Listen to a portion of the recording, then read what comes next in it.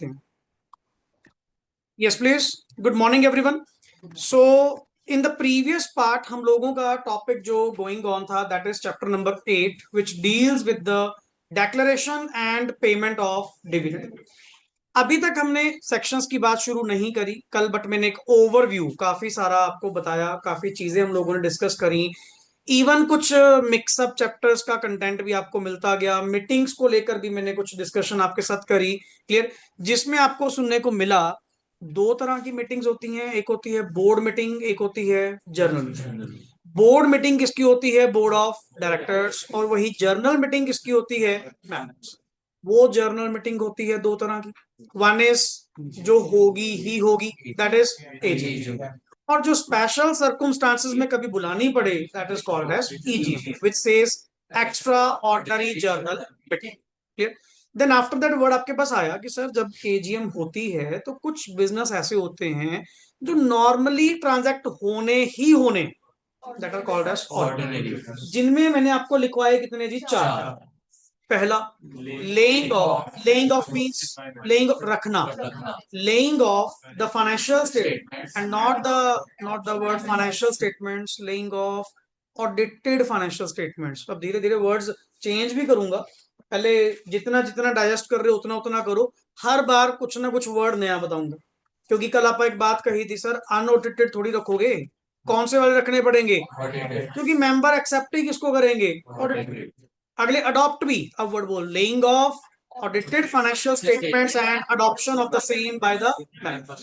Number two, declaration of dividend by the members by passing OR.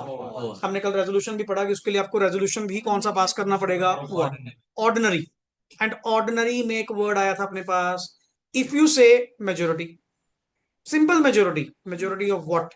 Valid votes cast. जितनी भी valid votes आपकी cast हुई होंगी उसका मेजोरिटी, उसका मेजोरिटी। आप अगर विन कर लेते हैं तो वो रेजोल्यूशन क्या माना जाएगा? पास माना जाएगा।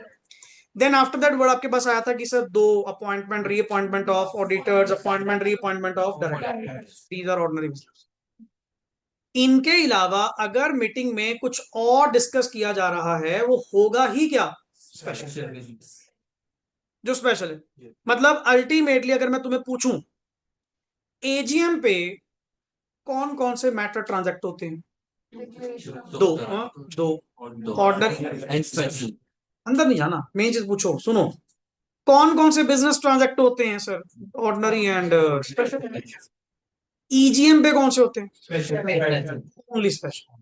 क्योंकि सर जो ऑर्डिनरी बिजनेस होंगे वो तो ट्रांजैक्ट ही कहां पे होते हैं? सिर्फ एजीएम। क्लियर। और मैंने कल आपका थोड़ा सा ये मिथ भी क्लियर किया था किस बात को लेकर? Does it mean ordinary business over special business? ऐसा these two are different things. Sir resolution कौन सा पास होगा ये कौन बताएगा? लॉ, सेक्शन बताएगा। अब ये थोड़ी कहा गया पर्टिकुलरली कि सर दोनों सेम चल रहे हैं तो अपने आप में वो मैच कर गए, कुछ नहीं है। रेजोल्यूशन एक अलग चीज है, बिजनेस ट्रांजैक्ट करना एक अलग चीज है। और कल हम लोगों ने पढ़ा जी दो तरह के डिविडेंड होते हैं। One is final which is also called as annual, सालाना, उस साल का जिसका तुम दे रहे हो, एनुअल डिविडेंड। और एक होता है एंटायर। अब जो आपका एनुअल डिविडेंड है सर उसके केस में तो हमने क्या पढ़ा? पहला पॉइंट सर वहां पे दो पार्टीज इन्वॉल्व हैं, one is board and second is member. अगर हम बात करें कि बोर्ड के पास पावर क्या है? Just to recommend, they can propose, can't declare. वो डिक्लेयर नहीं कर पाएंगे, वो सिर्फ क्या कर पाएंगे? प्रपोज कर पाएंगे। जी हमारे अकॉर्डिंग तो जिस तरह से ऑडिटर साहब ने इसका ऑडिट भी कर लिया एंड बेस्ड ऑन दैट हमारी समझ ये कहती है कि डिविडेंड कुछ 15% के आसपास आप अगर लेना चाहते हैं तो ले सकते हैं। That is our proposal. That is why मैं प्रपोज डिविडेंड को कभी भी बैलेंस शीट में शो नहीं करता। कैसे करूं? अभी वो कौन सी लायबिलिटी है? कंटिंजेंट। क्या पता मेंबर्स का रेजोल्यूशन एजीएम पे पास ही ना हो। उल्टा 51% लोग कौन है जो ये कह रहे हैं डिविडेंड नहीं लेना, मैं उसको बैलेंस शीट में कैसे रिकॉर्ड कर लूं बता? ये भी अकाउंटिंग स्टैंडर्ड्स ने, या जो schedule 3 of the companies act है जिसके अकॉर्डिंग तुम क्या बनाते हो? फाइनेंशियल स्टेटमेंट्स, उसने आगे कहा उसने आगे कहा कि चलो नहीं जी, इसको बैलेंस शीट में चाहे मत दिखाना, पर नोट्स टू अकाउंट्स में तो दिखा दिया करो। नहीं, अदरवाइज मैं फाइनेंशियल स्टेटमेंट्स में जगह ही नहीं दूंगा, कंटिंजेंट लायबिलिटी को शो ही नहीं करूंगा। ये भी आगे बीच में कौन फंस गया? शेड्यूल 3 कहते नहीं जी नहीं, आप इसको थोड़ा दिखा दिया करो, बता दिया करो कि चलो बोर्ड ने कितना का प्रपोजल रखा है, कितना का वो कह रहे हैं कि नेक्स्ट आगे डिविडेंड मिल सकता है। बाकी decision is in the hands of member, अगले आएंगे, एजीएम पे बुलाएंगे, रेजोल्यूशन पास करेंगे, देख लेंगे जो भी होगा। So finally who can declare the final dividend? Members in the AGM bypassing what? And this activity is basically a ordinary business. अगर एजीएम बुलाई जा रही है तो ये अक्सर आम तौर पे होना ही होना है। बट सर वन थिंग, जो regulation 80 of the table F ने कहा था, क्या कहा था?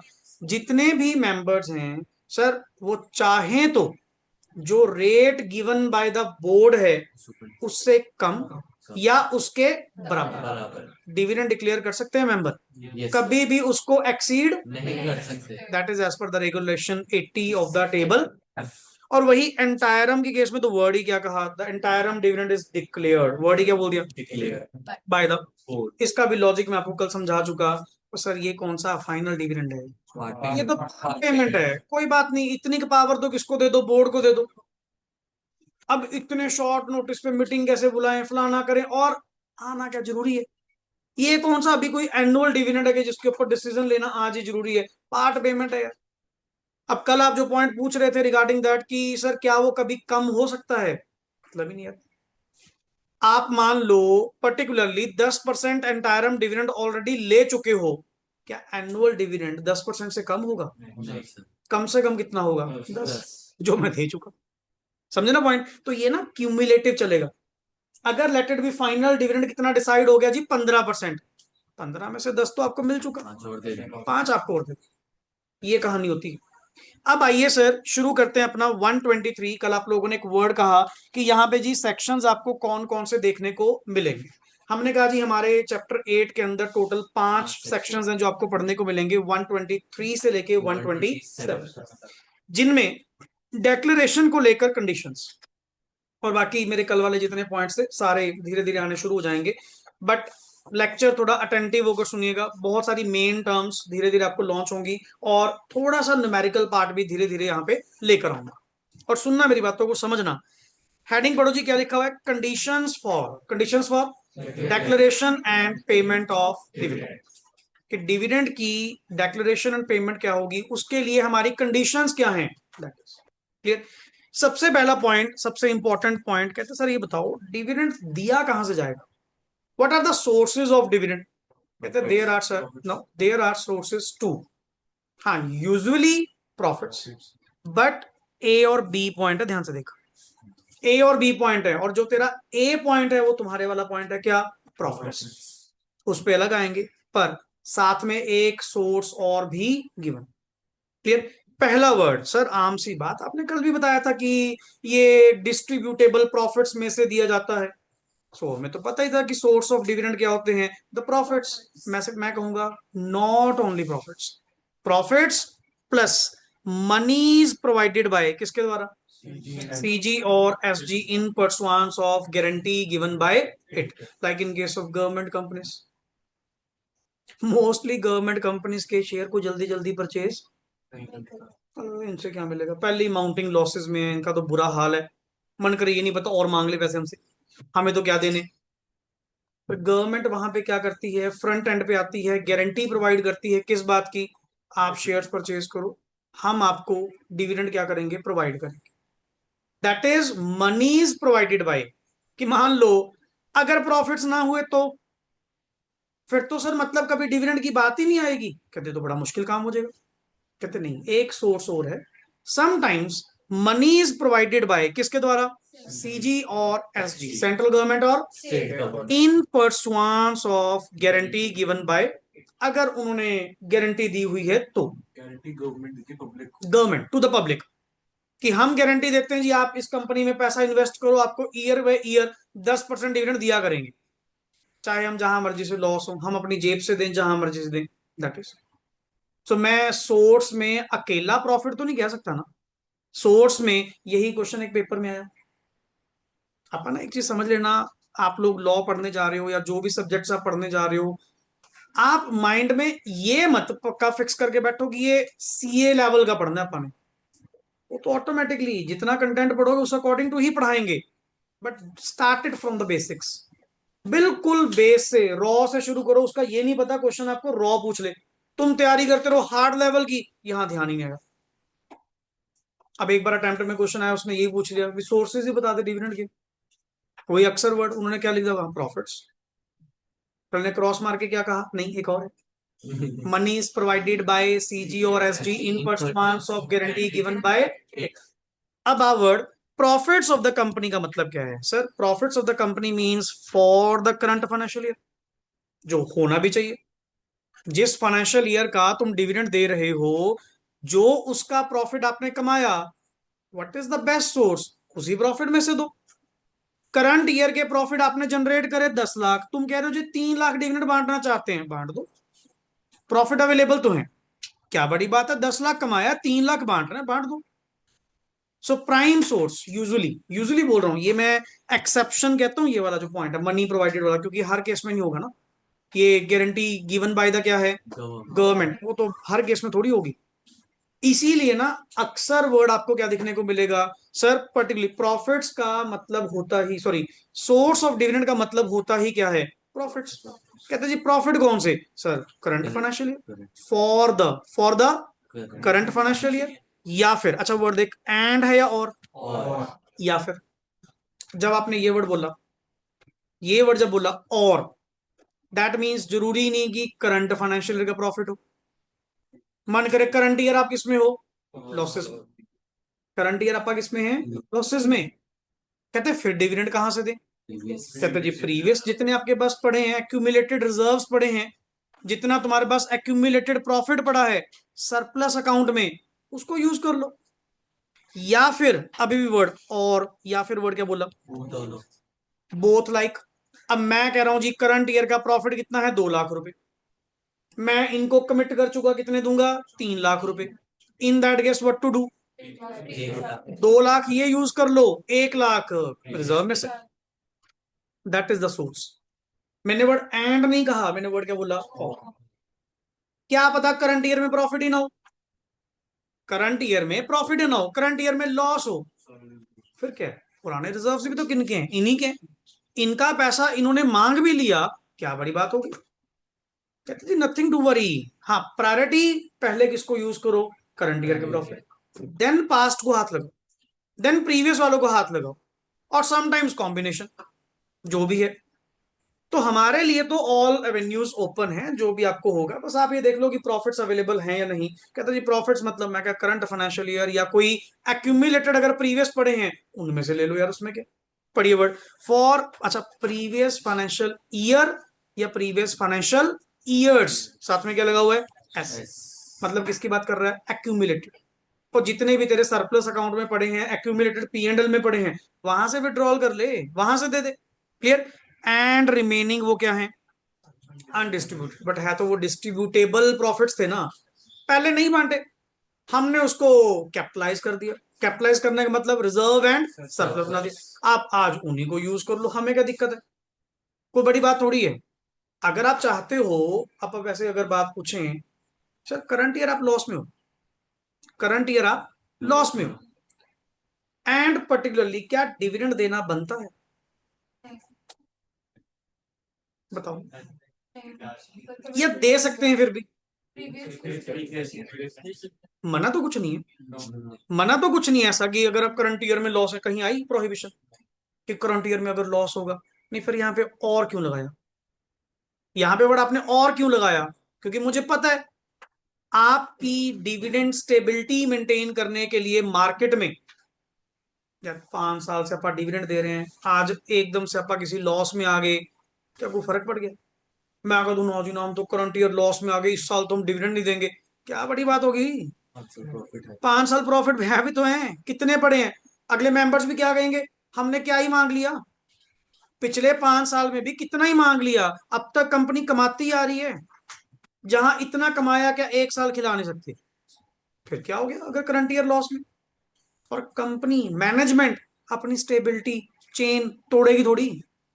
अलग कहता 5 साल हो गए प्रोफाइल बनाते हुए, हर साल डिविडेंड दे रहे हैं, आज इस साल नहीं देंगे, लोग गुस्सा करेंगे। स्टेक होल्डर्स में ही था कि कंपनी भाई मन कर, और डर पैदा हो जाता है। ये डर भी कई बार पैदा होता है, मान लो सपोज करंट ईयर लॉसेस में आ गए, तुमने डिविडेंड दिया नहीं, तुम इसको पॉजिटिव इंपैक्ट नहीं, मार्केट में नेगेटिव समझो, अगले क्या कहेंगे, कुछ ज्यादा ही बड़ा लॉस, पता नहीं अगले साल क्या होगा। अब उल्टा पर्टिकुलरली क्या होता है, करंट ईयर में लॉस हुआ है ना, ज्यादा डिविडेंड दो, आगे कितना दे, 10%, इस बार 15 देंगे। उल्टा वो समझ ही नहीं पाएंगे कि नहीं ठीक है बड़ा मोटा लॉस हुआ होगा, नहीं कंपनी डिविडेंड थोड़ी बांटती है। जैसे ना ये अक्सर हमने एक दो केस में सुना, शहर में ना जिसके बारे में सुना करें, पर्टिकुलरली जो होम टाउन की बात कर रहा हूँ, लो जी उसका तो दिवाला निकलने वाला है, उसका तो दिवाला नहीं, जब भी कोई बात आया करे ना ऐसी, अगले दिन ही बीएमडब्ल्यू, अगले दिन ही रेंज रोवर। मैं गया यार दुनिया पता नहीं पागल हो गई, वो क्या बोल रहे हैं कि दिवाला निकलने वाला है, ये करोड़ करोड़ रुपए की गाड़ी लेके आ रहा है, मार्केट दब गई। अल्लाह कहता नहीं, ये तो बोलते हुए एंगल है, ऐसी थोड़ी गाड़ियां आ जाएगी, जितने घर के मेंबर सबको ब्रांडेड कार, सबको बढ़िया से बढ़िया बड़ी बड़ी पार्टीज थ्रो कर रहा है। क्यों? अल्लाह कहता मार्केट में थोड़ी बिगाड़नी है, मार्केट में तो चीज वही रखो जो अपनी हाइप बनी हुई है, जो चली हुई है। और वैसे भी एक साल लॉस हो गया क्या बड़ी बात है, हो जाती है मार्केटिंग, पर्टिकुलरली बिजनेस एनवायरनमेंट है, चेंज हो जाते हैं sir, business means all time profit थोड़ी है, कभी ना कुछ वर्ड्स हो जाता है, मार्केटिंग स्ट्रेटेजीज चेंज हो जाती हैं, पर पुराने प्रॉफिट पड़े तो हैं वहां से दे देंगे यार, क्या बड़ी बात है, एक साल खिलाना भी पड़ गया। अब जियो वाले, भाई साहब एक साल नेट फ्री बांटा है नशे की तरह, सब लग गए, सब लग गए, फिर एकदम से रिलीज करो, तेरे जोमेटो स्विगी पेटीएम कैसे चल गए, बथेरे कैश में बांटे हैं, बथेरा तुम लोगों ने कुछ खाया जोमेटो पे, फ्री फ्री में मंगवा मंगवा के कूपन दे के, तो जाके स्टेब्लिश हुए हैं, तो जाके आज इनका नाम कहीं बना है। दैट इज, वो तो पता है सर, धीरे धीरे कभी कभी स्टेज बीच में आती है, so don't worry about that, हमारे पास प्रीवियस प्रॉफिट्स पड़े, उनमें से दे देंगे। और वैसे भी उन प्रीवियस प्रॉफिट्स पे भी तो किन का हक है, इन्हीं का है, अगर ये ले भी लेंगे, नथिंग टू वरी, कोई बड़ी बात थोड़ी हो गई। Now manner of, next word पढ़िए क्या लिखा हुआ है, मैनर ऑफ कंप्यूटिंग प्रॉफिट्स। मैंने कल आपसे एक बात करी थी कि सर आपने कहा था कि डिविडेंड जो दिया जाएगा that will be from the distributable profits, जो प्रॉफिट्स डिस्ट्रीब्यूटेबल होंगे, नेक्स्ट आगे शेयर होल्डर्स को बांटने वाले होंगे, उनमें से पर्टिकुलरली ये डिविडेंड दिया जाएगा।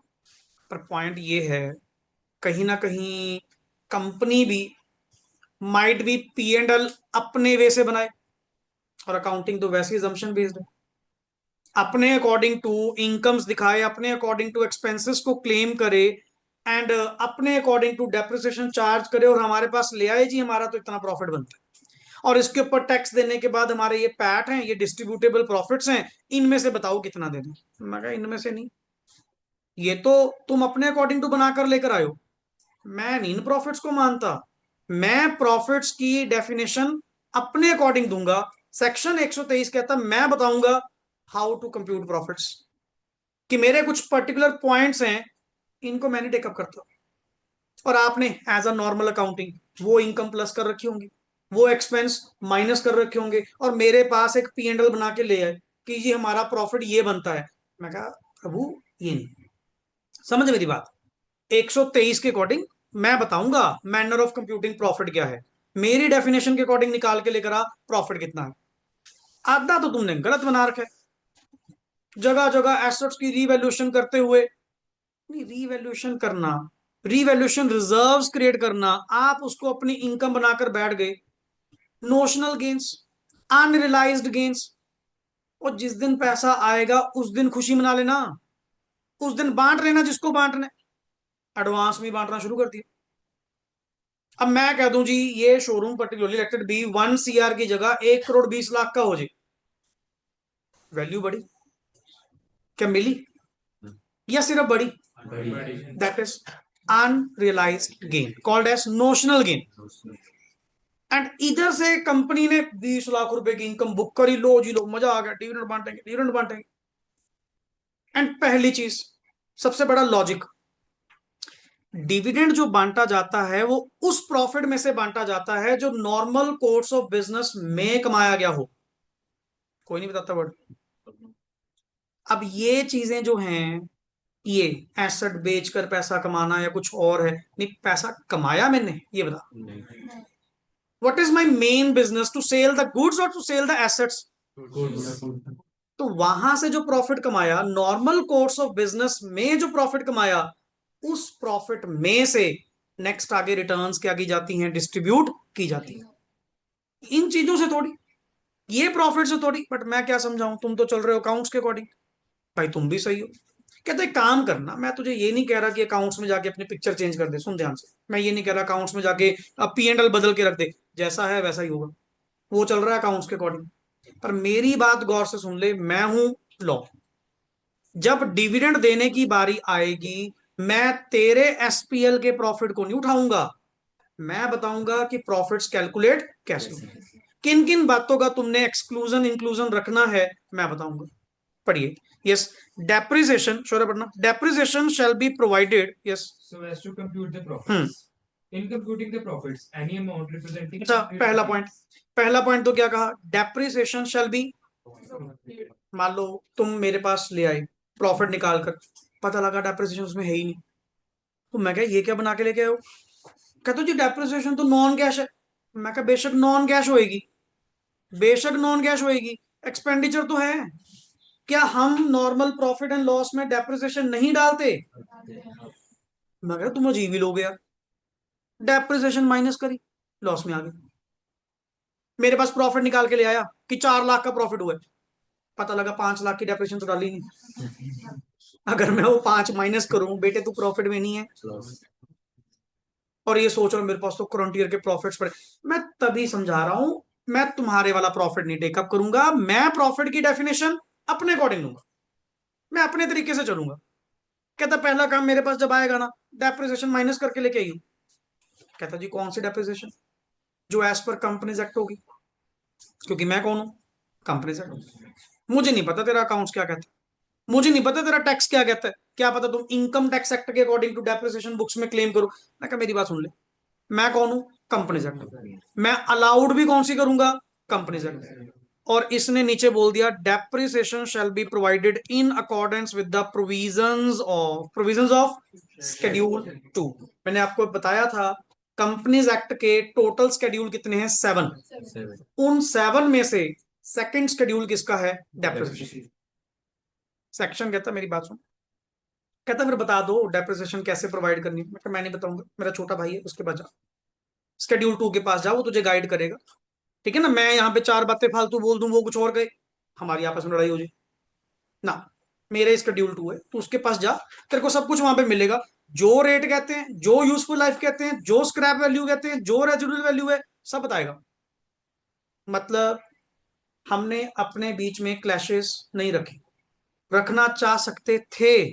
मैं भी तो लिख सकता था कि तुमने ऐसे ऐसे डेप्रेशन चार्ज करनी है ना, जब मेरा ही शेड्यूल, मेरा ही छोटा भाई अगर मान लो कुछ काम कर रहा है, करने दे, मेरा फर्ज क्या बनता है, तेरे को जाके बस उसको सौंप दो, एक काम कर शेड्यूल 2 के पास जा, वो बता देगा।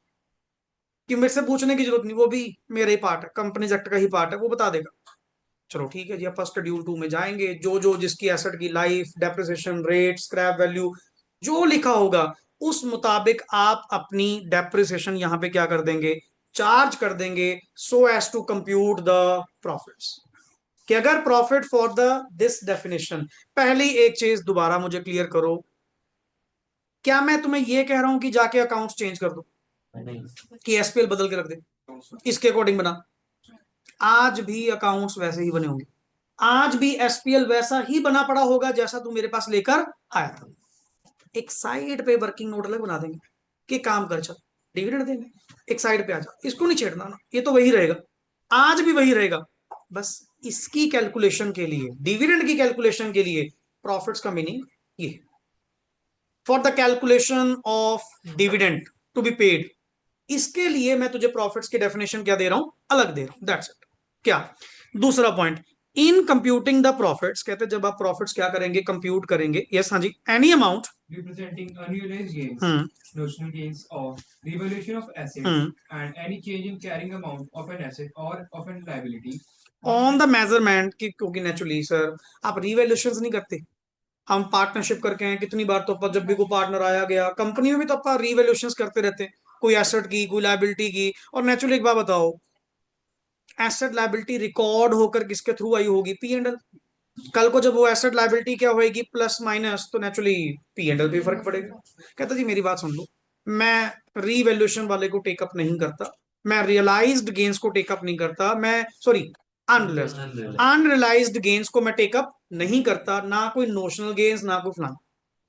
अगर तुमने कोई ऐसी इनकम क्या करी हुई है, प्लस, क्या करी हुई है, काइंडली एक्सक्लूड इट, इसको बाहर निकाल दो, मैं टेकअप नहीं करूंगा। क्यों?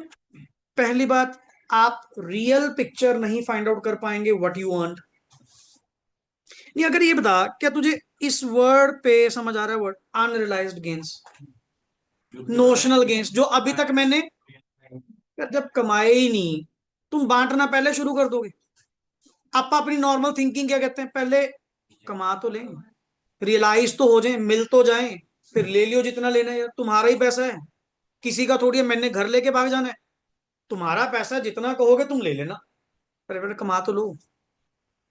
इसमें सबसे बेस्ट एग्जांपल आती है रीवैल्यूएशन रिजर्व्स, रीवैल्यूएशन सरप्लस, क्योंकि अकाउंटिंग कहता है ना रीवैल्यूएशन सरप्लस बुक करो, कहता नहीं जी हम टेकअप नहीं करेंगे फॉर द डिविडेंड कैलकुलेशन, क्योंकि वो झूठ मूठ के प्रॉफिट है, क्या पता आज वैल्यू, कल आज वैल्यू बढ़ी है कल को कम होगी, तो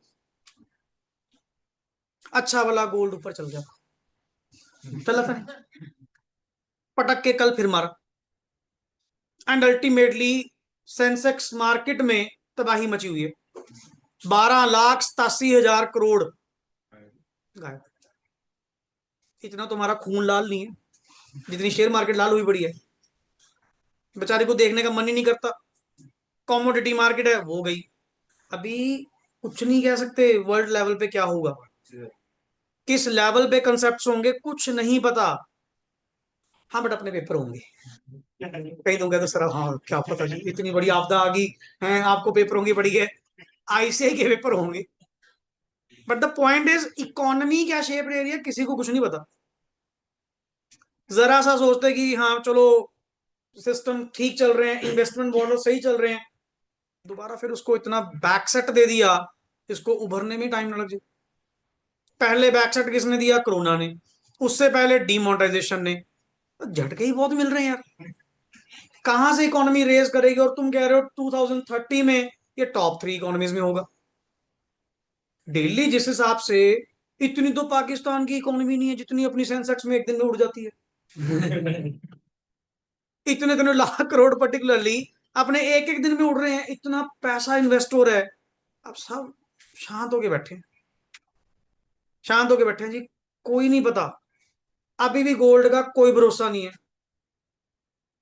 हाँ जिन्होंने वैसे परचेज करना है उनके लिए थोड़ी राहत होगी कि 172 से 140-50 तक आ गया, कहीं थोड़ा वो ठीक है, ये भी क्या ठीक है, अभी तो ये भी नहीं पता ये और बैक मार्ज क्या सिनारियोस चल रहे हैं वर्ल्ड लेवल पे, क्योंकि इकोनॉमीज सारी इंपैक्ट होती हैं, कल ये थोड़ी कि अपनी थोड़ी लड़ाई है, उनकी लड़ाई जाने दो। क्रूड ऑयल डबल रेट पे आ रहा है एट प्रेजेंट, एलपीजी को लेकर वैसे ही हंगामे मचे हुए हैं, अब क्या करें उस केस में। तभी तो गवर्नमेंट ने भी क्या बोल दिया, हमारे लिए प्रायोरिटी डोमेस्टिक सप्लाई है, नॉट द रेस्टोरेंट सप्लाई। हमारे लिए वो चीज नहीं है, हमारे लिए प्रायोरिटी पहले घरों में सप्लाई है, पहले एलपीजी कहाँ जाएगी, घर में जाएगी, रेस्टोरेंट 20 दिन बंद भी रहेंगे हमें मतलब नहीं, लोग बाहर नहीं खाएंगे 20 दिन, क्या हो गया, हम मर जाएंगे, कुछ नहीं होने वाला, घर पे तो मिलेगा। अगला प्रायोरिटीज देखेगा, पहले कमर्शियल गैस हम क्यों प्रोवाइड करेंगे, पहले रेजिडेंशियल तो पूरी कर लें, लोगों के घर में रेजिडेंशियल सप्लाई ना मिले, कमर्शियल देकर हम क्या करेंगे। तो ये सारी चीजें अभी तो पता नहीं वर्ल्ड लेवल पे जैसा भी है कि इसको अगर जल्दी सेटल डाउन नहीं किया गया। अब उन्होंने ईरान के पर्टिकुलरली जो मेन जहां से ये क्रूड ऑयल एंड ऑल है वहीं पे बम फेंक दिए, अब इन दैट केस सप्लाई तो all over the world affect होएगी। पेट्रोल डीजल का कोई भरोसा नहीं, कभी ये शॉर्ट सप्लाई में डाल दें, जब तक चल रहा है चल रहा है। तो बहुत सारी चीजें होती हैं, चलो कि मतलब आपको, आपने अपने अकॉर्डिंग एसपीएल सा बना लिया, एक इनकम सी शो कर दी, जिसमें आपने नोशनल गेन भी डाले हुए हैं, जिसमें आपने अनरियलाइज्ड गेन्स भी डाले हुए हैं, रीवैल्यूएशंस डाली हुई हैं। सर इनको थोड़ी हम मानते हैं। और मेरा मेन वर्ड मैं आपको दोबारा फिर यहां पे शायद लिखा हुआ नहीं मिलेगा, डिविडेंड जो बांटा जाता है दैट इज फ्रॉम वो प्रॉफिट्स जो ऑर्डिनरी कोर्स ऑफ बिजनेस में कमाया गया हो, उन उन प्रॉफिट्स में से। अब ऐसे तो कोई एसेट आप लोगों ने बेची, कोई एसेट आपने प्रॉफिट में बेची, यार मेरा मेरा बिजनेस एसेट बेचना थोड़ी है, फिर या तो एसेट ना कहे, फिर तो तुम्हारे लिए वो क्या बन गई, गुड्स। मेरा पर्पस क्या है, पर्पस है गुड्स सेल करते हुए, सर्विस प्रोवाइड करते हुए, नॉर्मल कोर्स ऑफ बिजनेस में इनकम जनरेट करना, प्रॉफिट्स जनरेट करना, एंड ये प्रॉफिट्स का हिस्सा आप लोगों को देना, not the capital profits, revenue profits, the word is. हर बंदा डिविडेंड के ऊपर बात तो करके एक लाइन लेके खत्म कर देता है, अपन 4 दिन से एक ही वर्ड पे रुके हुए हैं, dividend. That is rich in experience, एक बार डिटेल में जा तो सही। अब आ गया next, past year losses and depreciation to be क्या होनी चाहिए, सेट। अब मेरे वर्ड्स डाइजेस्ट करते रहना धीरे धीरे। क्या ये 2 पॉइंट्स क्लियर? अब आओ, कहते जी जब आप मेरे पास आओगे प्रॉफिट्स वगैरह लेकर कि कितना डिविडेंड देना है कितना नहीं, कहते पास्ट ईयर के जितने भी लॉसेस हैं, जितने भी लॉसेस हैं, या डेप्रिसिएशन, अगर मैं इसको एक वर्ड बोलूं, unabsorbed depreciation, word is unabsorbed. मैं कुछ न्यूमेरिकल एग्जांपल भी दूंगा, और यहाँ पे थोड़ा सा टैक्स का पॉइंट बीच में यूज होता है, क्योंकि दोनों चीजें वहां भी काम आएंगी यहां भी काम आएंगी। सर पास्ट ईयर लॉसेस का मतलब क्या हुआ, जैसे एक सिंपल सोचना वर्ड, पिछले 4 साल में या 3 साल में हम किसमें थे, लॉसेस। हमारे भी मेंबर बेचारे घबराए हुए थे कि पता नहीं जी सरवाइव करेंगे नहीं करेंगे, गोइंग कंसर्न रहेंगे नहीं रहेंगे। चलो किस्मत ने साथ दिया, चौथे साल आप किसमें आ गए, प्रॉफिट्स। और जिस दिन प्रॉफिट में आए, ये तो साले अपना पास्ट ही भूल गए, उछल उछल के बांटे डिविडेंड, ले लो ले लो ले लो, आप सुख का सांस आया अब चैन आई है। मैं कह यार इतना भी ना उछलो, आज आप जो भी बन गए अपना पास्ट भी ना भूलो। नहीं, पिछले 3 साल में तो तुम्हारे हालात ये थे कि एक सिंगल पैनी भी नहीं बांट सकते, आज नए नए अमीर हुए हो, पास्ट नहीं भूलना चाहिए ना, कि अपा कहां से चले, हमारा बैकग्राउंड क्या है। नई नई दौलत, नई नई शोहरत, ये नशा सा रखती है। ये थोड़ी कि आप अपना पास्ट भूल जाएंगे, पर्टिकुलरली यार पिछले 3 साल तेरे लॉसेस हैं, लॉसेस तो अभी तूने सेट ऑफ नहीं करे। एक बात बताओ, लॉसेस को सेट ऑफ करने के लिए क्या चाहिए, प्रॉफिट्स। आज प्रॉफिट हुए और अच्छा तो इनको बांटने लग गए। मैं तो उल्टा कहूंगा मेंबर्स को शर्म आनी चाहिए, मैनेजमेंट तो छोड़ो जैसी है, ये तो है ही ऐसे, मेंबर को शर्म आनी चाहिए। आज प्रॉफिट्स में आ गए, क्या बांटना शुरू कर दोगे, खाना शुरू कर दोगे? क्या फ्यूचर नहीं किसी ने देखना पर्टिकुलरली कि भाई अपने हालात क्या थे, कहां से हम लोग निकले? अभी प्रीवियस ईयर के लॉसेस तो अपने क्या नहीं हुए, सेटअप, यार वो भरपाई तो हमने करी नहीं। पहले आप समझ रहे ना, आप जीरो से प्लस पे आए हो या माइनस से प्लस पे आए हो, माइनस से प्लस से। पहले रिकवरी तो कर ले, पहले रिकवरी तो कर ले। रिकवरी आपने करी नहीं, पुरानी unabsorbed depreciation, what is called as unabsorbed, जिसको बुक्स में जगह ना मिली, क्योंकि डेप्रिसिएशन को बुक्स में जगह कितनी मिलती है, जितने के प्रॉफिट्स क्या होते हैं, अवेलेबल होते हैं। जैसे मैंने अभी एग्जांपल दी थी, 4 लाख का प्रॉफिट, 5 लाख की डेप, कैसे पीएनएल में चार्ज करके बताइए? प्रॉफिट कितना है, 4, डेप कितनी है, 5, क्या हुआ होगा, लॉस। कैसे, उसको लॉस नहीं कहेंगे, उसको क्या कहेंगे पर्टिकुलरली, सर आप डेप्रिसिएशन आज की डेट में पीएनएल में कितना डाल सकते हो, 4 लाख, वो तो सेट ऑफ हो जाएगी, बट 1 लाख जो आपकी डेप्रिसिएशन है वो क्या रहेगी, अनअब्सॉर्ब, जिसको आप क्या करोगे, carry forward. Next on years में अगर प्रॉफिट होगा, आप उसके अगेंस्ट क्या कर पाओगे, सेट। पहले अपना पास तो सही कर ले, मैं तो कह रहा हूं बढ़िया, आज तेरे पास इतना अच्छा मौका हो कि पुराने सारे सेट ऑफ कर, जो बचाना, पर हाँ सेट ऑफ करने के बाद जो बचा सारा दे दे, और बोल सारा बांट दे, कोई 1% भी शिकायत नहीं है। क्यों? तुमने अपना पास्ट भी सही कर लिया, प्रेजेंट भी सुधार लिया, हमें कोई दिक्कत नहीं, एंड फ्यूचर चलता जाएगा। पहले तो पुराना तुमने अपने आप को सही नहीं करा, नया तुम आके बांटने की बात कर रहे हो। यार मेरे को तुम्हारी समझ नहीं आ रही किस तरह के लोग। दैट इज द थिंग, कि जब भी मेरे पास आओगे, सबसे पहले कुछ रूल्स के अकॉर्डिंग आना, कंडीशंस के अकॉर्डिंग आना। क्या? नहीं तो अक्सर आप देखना, अगर ये कंडीशंस ना हो, व्हाट द पर्सन डू, क्या करेगा पर्सन अगर ऐसी कंडीशंस वगैरह ना हो? वो तो करंट ईयर के प्रॉफिट सारे मेंबर 3 साल से भूखे बैठे, समझे ना पॉइंट? वो तो क्या कहेंगे, हाँ हाँ हाँ मसा मसा आ रही है ये, पैसे रिकवरी करे। पहले रिकवरी किसकी करो? कंपनी लॉसेस की, अनअब्जॉर्ब्ड डेप्रिसिएशन की। जब तक एक सिंगल पैनी भी उनकी खत्म नहीं होती ना, तुमने उस प्रॉफिट को हाथ भी नहीं लगाना डिविडेंड बांटने की। सिंपल सी बात है, पहले पुराना सेट कर सारा। पढ़िए, before any dividend is declared. हाँ जी, The following shall be set off against the profit of current year. बिल्कुल। Losses of any previous financial year not provided देखो for. वर्ड आ गया ना, नॉट प्रोवाइडेड फॉर। यार losses तुमने अभी provided for नहीं करे, सेट ऑफ तुमने नहीं करे पर्टिकुलरली, पहले वो लॉस की भरपाई तो कर लो। And the depreciation of any previous financial year not, जिसको वर्ड बोलते हैं unabsorb, unabsorb depreciation. Clear? So ये सिनारियो कौन सा था, क्योंकि आगे जाके मैं चेंज करूंगा थोड़ा सा, ये सिनारियो कौन सा था जब पहले आप किस में थे? लॉसेस में। आज किस में आए हो? Case number 1। क्योंकि आगे जाके लाइन चेंज, अब वो आएगा केस नंबर 2, वो इसका उल्टा। इसका उल्टा मतलब पहले तुम किस में थे? प्रॉफिट्स। उल्टा करंट ईयर किस में आ गए? पहले यहां तक क्लियर करें। अभी तक अपन ने 3-4 पॉइंट्स पढ़े। पहला पॉइंट क्या बोला? What is the source of dividend? Source क्या होगा जी? प्रॉफिट और the money provided by CG और SG in pursuance of guarantee given by it. Profits का मतलब profits for the current financial year or previous financial year and remaining undistributed, or both. And sir, manner of computing profits may you have to take care of two things. Number one is depreciation must be provided for as per schedule, as per schedule. और दूसरा, while computing the profits, अगर आपने कोई notional gains, unrealised gains या कोई revaluation of asset liability अगर charge करी हुई है, काइंडली एक्सक्लूड, उसको बाहर निकालो सर, उसको टेकअप नहीं करना, तो जाकर प्रॉफिट्स आएंगे। उन प्रॉफिट्स को आप लोग बेस मान सकते हो। Now this is available.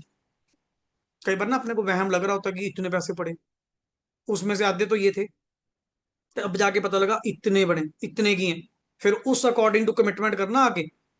अब मैनेजमेंट को ये बातें सही बतानी पड़ती हैं कि सर हमारे पास इतने के प्रॉफिट्स अवेलेबल हैं, so based on that members अपना डिसीजन ले सकते हैं कि कितना डिविडेंड आप लोगों ने बांटना है, कितना नहीं। और अगर मैं मेंबर्स को ही इन्फ्लेट करके बताऊंगा, मेंबर्स को ही इन्फ्लेटेड प्रॉफिट्स बताओगे, वो तो पहले ही मसते हुए देख के और खुश हो जाएंगे कि वो आज हुआ इतने प्रॉफिट बने, ऐसे करो 20% दे दो इस बार। मैं क्या हो गए शुरू। इसीलिए उनको पहले बताना पड़ता है कि अपने पास सर जी 123 के अकॉर्डिंग, 123 के अकॉर्डिंग ये प्रॉफिट्स अवेलेबल। एंड जब भी मेरे पास आओगे, प्रीवियस ईयर के लॉसेस एंड अनअब्सॉर्ब डेप्रिसिएशन आप लोगों ने क्या करनी है? पहले पहले पास्ट सही करेंगे, देन जो बचेगा मेरे चाहे सारा बांट दो, पर पहले पास सही। नंबर 2, नेक्स्ट इज आ गया हो पेज पे, ट्रांसफर टू रिजर्व्स।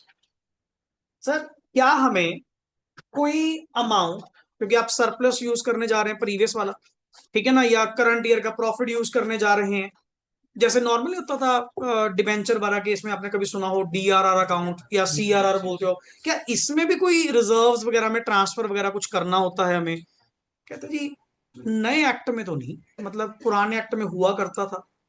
पहली बात, ये नया एक्ट आप लोग पढ़ रहे हो 2013, जो किसको रिप्लेस करके आया? 1956। कहते जी उसमें जरूर था, बट नए वाले एक्ट ने इसके ऊपर कोई मैंडेशन नहीं। आपकी इच्छा, करना हो तो कर लो, नहीं करना हो तो ठीक है। मैं तो इवन परसेंटेज भी नहीं बताऊंगा, और बोल कि कितना परसेंट आपको रिजर्व्स में ट्रांसफर करना है, वो भी नहीं। आपकी इच्छा, प्योरली आपके ऊपर, करना है तो कर ले, कितना करना है नहीं करना ना कर, हमारी ओर से ओपन टू ऑल। पढ़ो word. Transfer to reserve is not mandatory. Yes please. हाँ। A company may transfer to reserve such percentage of its profit as it may deem fit. As it, underline, as it may deem fit, इसको लिख ले, that is optional, that is optional.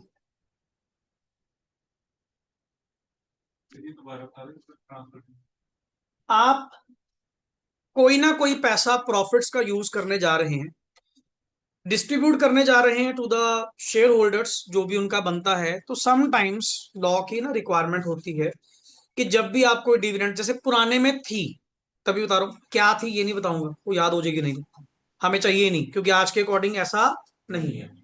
पुराने में थी, slab के according थी, इतने percent dividend देना है, प्रॉफिट्स का इतने परसेंट रिजर्व में डालना पड़ेगा। स्लैब, डिविडेंड इतने परसेंट देना है, इससे इतने के बीच में, तो इतने परसेंट पहले था, बट नए एक्ट ने आके इसको वर्ड क्या बोल दिया, ऑप्शन। कहता जी कोई मैंडेशन नहीं, कोई मैंडेशन नहीं है, आपका जो मन होगा उस अकॉर्डिंग टू करिएगा, उस अकॉर्डिंग टू चलिएगा। That is clear. So now the word is कि ट्रांसफर टू रिजर्व इज क्या है, नॉट मैंडेटरी। अ कंपनी में transfer to reserve such percentage of its profits as it may deem, word भी देख क्या लिखा हुआ है, सच परसेंटेज, आपके वर्ड, जो आपका मन करे। तेरा 5% मन करे, ठीक है ना, ये खुला दान पात्र है, जो डालना डाल दे, तेरी इच्छा, हमारे अकॉर्डिंग कोई मैंडेशन नहीं। 5% डाल दे, 10% डाल दे, 12% डाल दे, भाई हमारे अकॉर्डिंग तो डालना डालना ये भी जरूरी नहीं है। चलो ये रखा साइड को, एक प्रोविजन। पर ये क्वेश्चन में पूछी जाती है कई बार, आ जाता है कई बार पॉइंट ऐसा कि बताओ जी ट्रांसफर टू रिजर्व मैंडेटरी है, क्योंकि जिन्होंने पुराना सुना होगा वो कई बार उसी पट्टी पे चल जाते हैं। कोई नए वाले में कुछ नहीं है, नए वाले में ऑप्शनल है।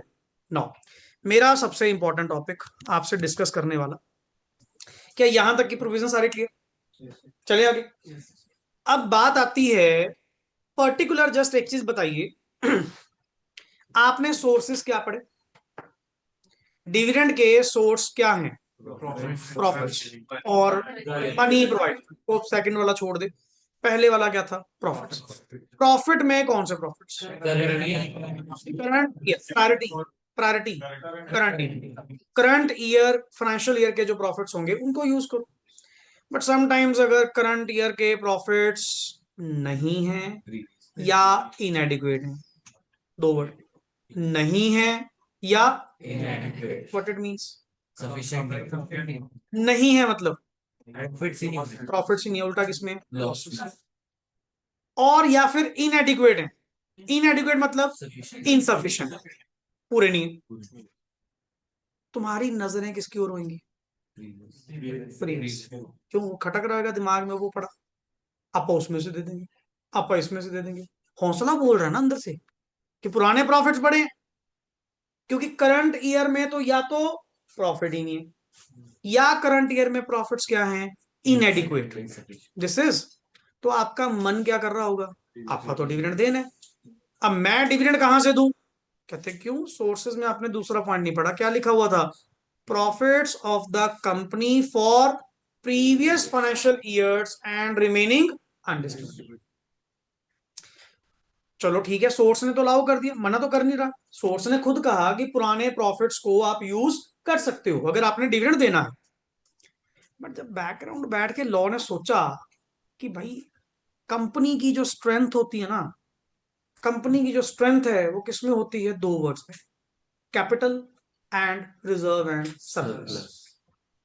जिसके ये दो पिलर स्ट्रांग है ना, पर्टिकुलरली, एक्चुअली है तो ये वन पिलर ही है मेन, जिसको पर्टिकुलरली ये कंपनी, आप कहते हो ना वो कंपनी स्ट्रांग है नहीं, हाउ कुड यू आइडेंटिफाई, मैं किसी कंपनी की बैलेंस शीट आपको प्रोवाइड कर दूं, आप कैसे चेकआउट करोगे कि वो कंपनी अपने आप में स्ट्रांग है या नहीं, what is the main thing to be seen, देखना शेयर होल्डर फंड्स कितने पड़े, इनकी कैपिटल कितनी बड़ी है, इनका रिजर्व एंड सरप्लस कितना पड़ा है।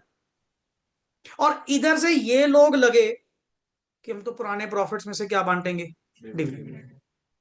इन मूर्खों का क्या भरोसा, उठा के मन करे सारा ले जाए, इधर से कंपनी खाली हो जाए, हमने आगे के लिए बचाना है। रिजर्व्स का मतलब क्या होता है? जस्ट फॉर 1 ईयर और for many years. At any point of time अगर कभी कोई कंटिजेंसी रेज हुई, अगर कोई दिक्कत रेज हुई, तो हम इन प्रॉफिट्स को, इन रिजर्व्स को क्या करेंगे? Use.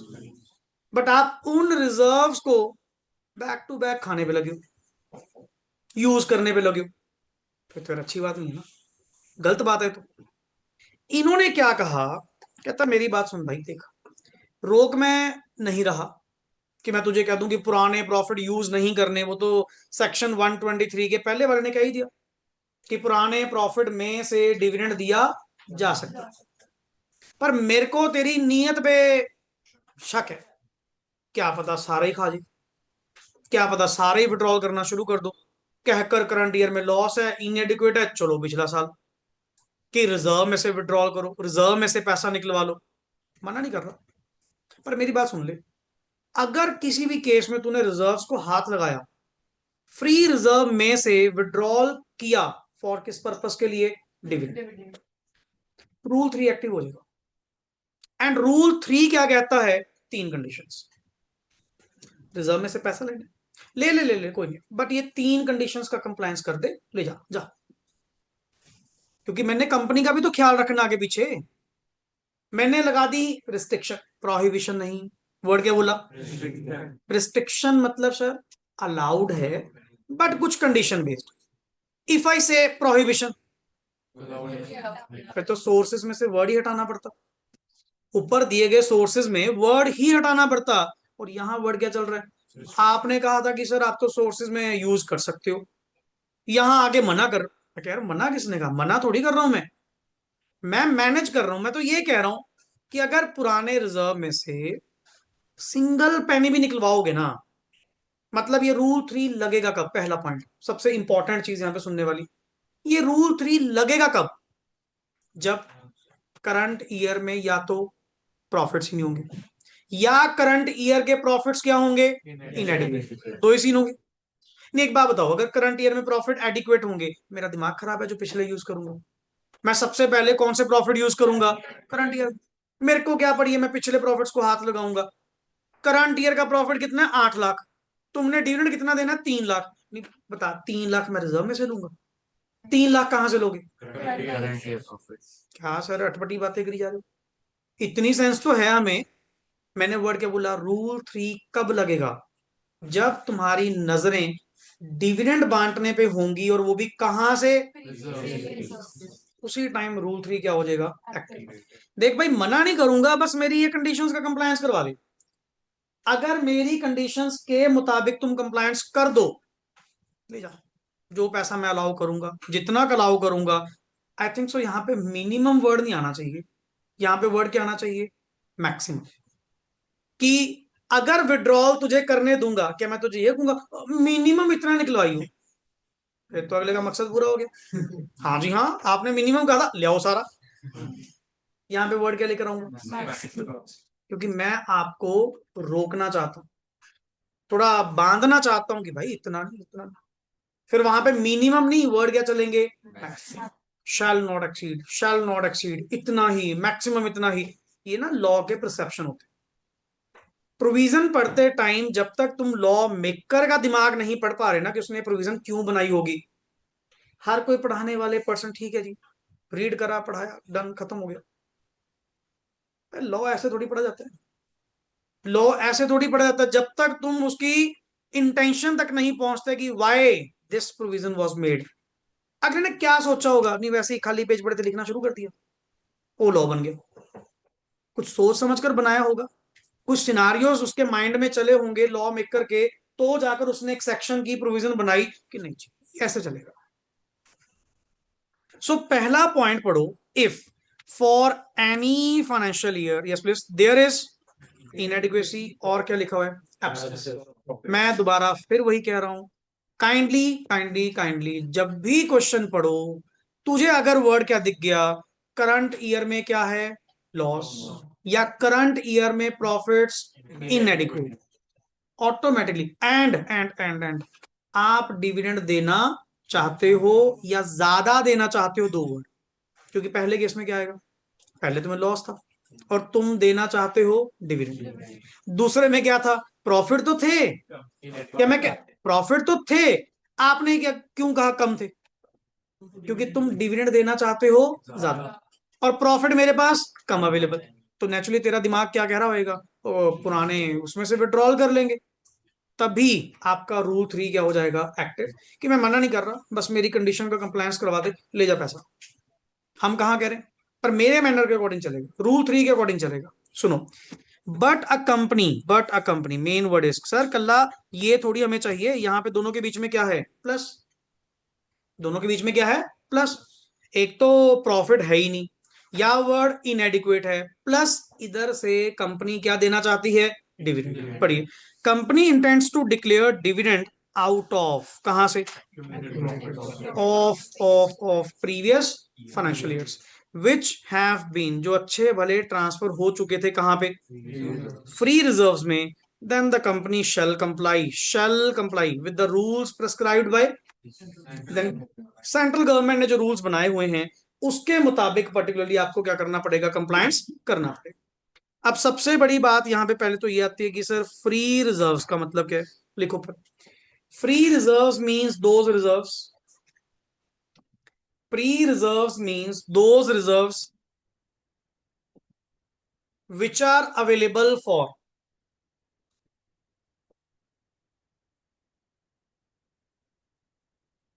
free reserves means those reserves which are available for dividend distribution, which are available for dividend distribution.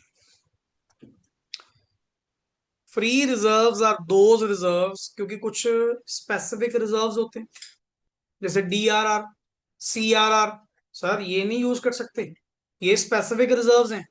और यहां पे आप वर्ड बोल रहे हो फ्री रिजर्व, फ्री रिजर्व का मतलब those like journal reserve, journal reserve is a free reserve. Accumulated PL, surplus account, free. जैसे मर्जी आप इसको यूज करो, तो मैं उनकी बात कर रहा हूं। अब पढ़ो नेक्स्ट, कहते सर कंडीशन तो बता दो फिर, क्या क्या कंडीशन हमें कंप्लायंस करनी है, आपने कहा था रूल 3 मतलब 3 कंडीशन। सुनो, condition number 1, condition number 1 which deals with the word rate. कहते जी सुनो, जब भी ये वर्ड मुझे देखने को मिला ना कि आप लोगों ने पुराने प्रॉफिट में से डिविडेंड बांटने की सोची है, ये 3 कंडीशन एक्टिव हो जाएंगी, जिनमें पहली कंडीशन क्या है, रेट, परसेंटेज, हम बताएंगे कितनी हुई। पढ़ो, the rate of dividend declared, yes please, shall not exceed the average of the rate at which dividend was declared by company in the immediately preceding 3 financial years. क्या मतलब है जिसका, अगर करंट ईयर में क्या हुआ, मान लो लॉस, मतलब ये तो रूल 3 तो लग गया, सीधी सी बात, वो तो तुम्हें पता लग गया भी क्यों लगेगा, या तो इनएडिक्वेट होंगे या क्या होगा, loss, what ever be the thing. मैं कह जी मेरी बात सुन लो, तुम जो भी प्रेस्क्राइब करने की बात कर रहे हो ना, 15%, रुक जा, कोई 15 नहीं, हम पिछले 3 साल, इमीडिएट 3 साल बैक, उनमें डिविडेंड रेट आपका चेक करेंगे, उस डिविडेंड रेट्स की क्या निकालेंगे, एवरेज, जो एवरेज आएगी उससे ऊपर डिविडेंड देना पॉसिबल नहीं। एग्जांपल दो, 9, 10, 11, 9%, 10%, 11%, ये हमारे पिछले 3 साल के इमीडिएट बैक। और कई बार ना ये बड़े स्कीम लगाते हैं, इमीडिएट बैक में मतलब जैसे करंट ईयर कौन सा गोइंग ऑन है, 25-26, तो भाई साहब इसके लिए इमीडिएट बैक कौन है, 24-25, 23-24, 22-23। वो कई बार ना सीक्वेंस शफल कर देते हैं, मान लो देके जाएगा 5 साल, 5 साल के आगे ना साल भी बढ़ लियो, कहीं ऊपर के 3 नीचे के 3 सीधे उठा के एवरेज मार दो, समझना पॉइंट, ये भी देखना पड़ता है। तो मैंने कहा मान लीजिए 9, 10, 11, प्लस करोगे 9 + 10 + 11 कितना हुआ, 30, डिवाइड बाय 3 कितना है, average 10। And board of directors are deeming of कि हम 12% डिविडेंड देना चाहते हैं।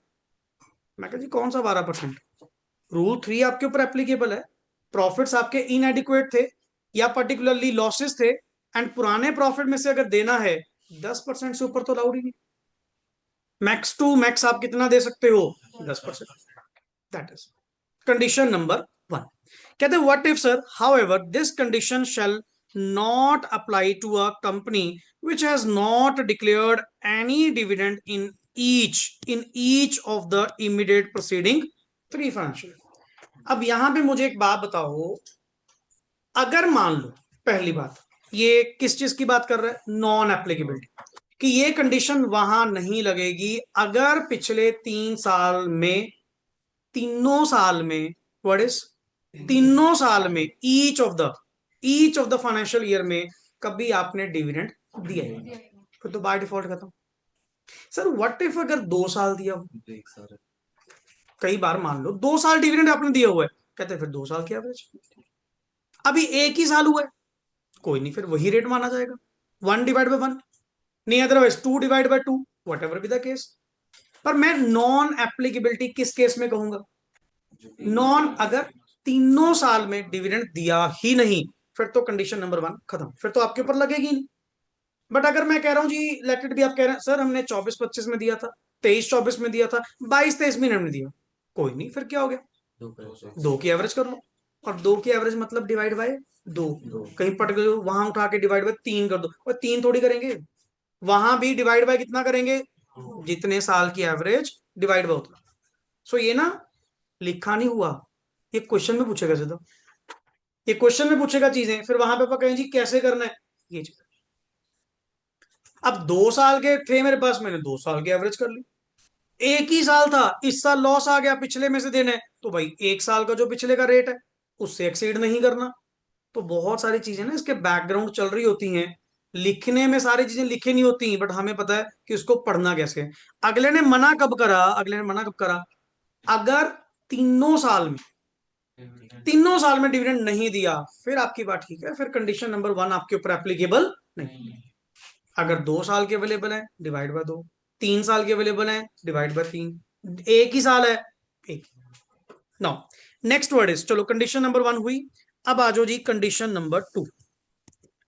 Condition number 2, sir condition number 2 बात करेगा अमाउंट को लेकर, कि चलो अब रिजर्व में से बाहर निकालने की बात हुई है, तो अब कितनी अमाउंट बाहर निकाल सकते हैं, that is the amount to be drawn, amount कितनी विड्रॉ कर सकते हो। और फिर वही बात, मिनिमम नहीं कहूंगा, वर्ड क्या कहूंगा, मैक्सिमम। पढ़ो sir, the total amount to be drawn from the reserves, दोबारा, the total amount to be drawn from the reserves, reserves here means free reserves, reserve here means free reserve, जो भी तुम निकालोगे shall not exceed 1/10 of the क्या, sum of its paid up share capital and free reserves as per the latest audited financial statement. सबसे पहला point, क्या आपने current year का पेड अप कैपिटल और फ्री रिजर्व उठाना है, नो, द लेटेस्ट, कोई करंट में तो देना है, उल्टा पिछले ईयर का जो भी तुम्हारे पास ऑडिटेड डाटा पड़ा है, मुझे उसमें से 2 चीजें उठा के दो, number 1 is paid up share capital plus free reserve, इन दोनों का करो टोटल, उसका 1/10 मैक्सिमम मैं आपको विड्रॉ करने दूंगा। सो मेरी कंडीशन क्या बनी, मैं कितने पैसे निकलवा सकता हूं जी, 1/10 of maximum up to 1/10 of PUC plus FR, 1/10 of PUC plus FR।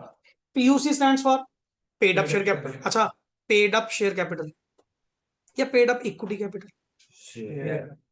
क्या फर्क है दोनों में, अगर वर्ड क्या लिखा हुआ है पेड अप शेयर कैपिटल, फिर शेयर कैपिटल दो तरह की होती है, इक्विटी और, वो भी साथ में आएगी, वो भी साथ में आएगी। वर्ड्स पे अब गौर करना शुरू कर दो, पॉइंट इज, देखना शुरू कर दो वहां पे क्या लिखा हुआ है, क्या पेड अप इक्विटी कैपिटल लिखा हुआ है या पेड अप शेयर कैपिटल लिखा हुआ है। If I say paid up share capital it means equity plus preference, दोनों आएंगे, एंड प्लस साथ में कौन पड़ा है, फ्री रिजर्व, और फ्री रिजर्व की डेफिनेशन मैंने ऊपर दी, free reserve means those reserves which are available for dividend distribution. इसका मैक्सिमम जी 1/10 आप निकलवा सकते हो, हमारे अकॉर्डिंग एलिजिबल है।